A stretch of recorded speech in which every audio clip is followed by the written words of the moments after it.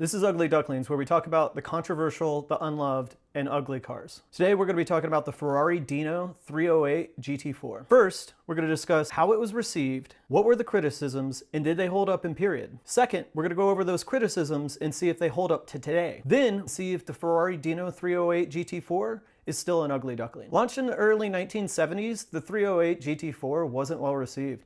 The criticisms were vast. It had the wrong engine. It was a V8, not a V12. It's not designed by Pininfarina. They called it ugly. It initially wore a Dino badge, not a Ferrari. And some people said that is evidence that Enzo Ferrari himself thought lesser of the vehicle. So where do these criticisms originate from? Well, Ferraris back then were front-engine V12 Grand Touring coupes and 2+2s. They were beautiful, curvaceous cars, often designed by Pininfarina, and they all wore the prancing horse badge, starting in 1947 with the 125S. At the time, these claims seem valid. Do they hold up to what we know today? Is the 308 GT4 still an ugly duckling? First up, the wrong engine. This echoed criticism probably started in an old Road and Track review, where former 24-hour Le Mans winner Paul Frere wrote, "Enzo Ferrari once told me a Ferrari is a 12-cylinder car." Mr. Frere goes on to make his own assertions in that article that consequently the 308 GT4 isn't a Ferrari, and that's why it's called a Dino. However, there were many engines that Ferrari experimented with prior to the 308 GT4. One example is they raced inline-4 Lampredi engines in 1953. Production vehicles were V12s and they were front engine, but post 308 GT4, there's a whole line of mid-engine V8s that start with the Dino 308 GT4 and go through to 2023. It's arguable that this is what most people think of when you say Ferrari, right? The 308, the 328, the 348, the 355, the 360, the 430, the 458, the 488, and the F8.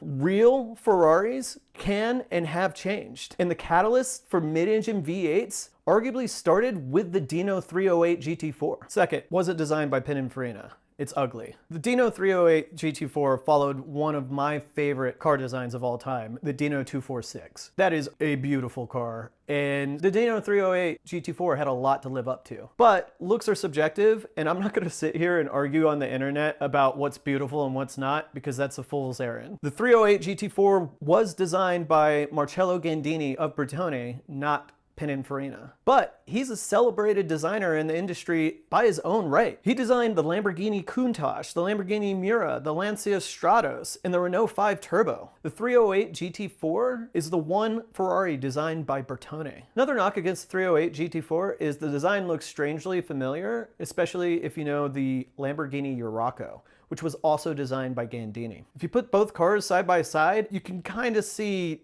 maybe Gandini phoned in his homework. Third, badging. Yes, it's true that the Ferrari Dino 308 GT4 was initially badged a Dino. And I know a lot of people are going to have a problem with me calling it the Ferrari Dino 308 GT4. Dino's the name of Enzo's son who passed away at a young age. It's a tribute to the man, Dino, who pushed for the first V6 to be built for racing. And that inevitably ended up in the Dino 206. Yeah, Enzo initially pushed a different brand identity for the Dino sub-brand, but it did wear a Ferrari badge. Does a Ferrari have to be a V12 to be a real Ferrari? No.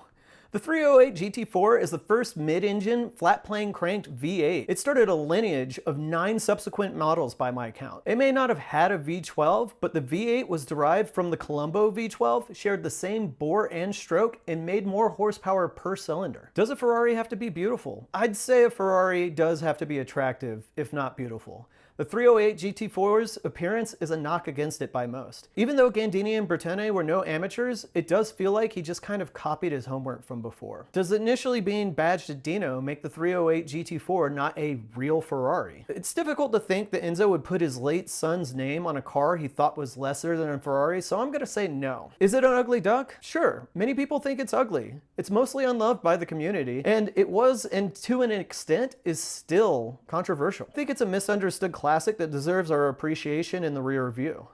Thanks for watching.